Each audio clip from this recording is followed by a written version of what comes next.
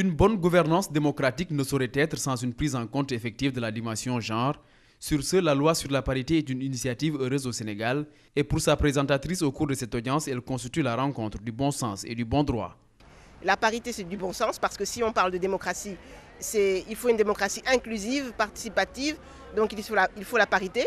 Et du bon sens, montrer que les grands esprits, ceux qui ont vraiment réfléchi de manière concrète, très sérieuse, avec toutes les expertises sur la question de la parité, ont dit que la démocratie et la parité se renforcent mutuellement, sont liés et se renforcent mutuellement. L'un des plus grands problèmes de gouvernance, ce sont les problèmes de la gestion justement de ces rapports d'hommes et de femmes et qui traversent tout ce que nous faisons, qui sont présents dans la culture, qui sont présents dans les rapports économiques et qui sont présents dans les assemblées nationales et dans le système politique.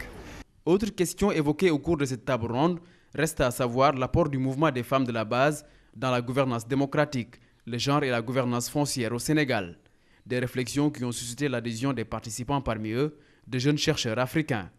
Le Codestria fait venir des chercheurs de plusieurs pays d'Afrique. On a des jeunes lauréats ici dans l'Institut du Cameroun, du Mali, du Togo, de l'Ouganda, d'un peu partout.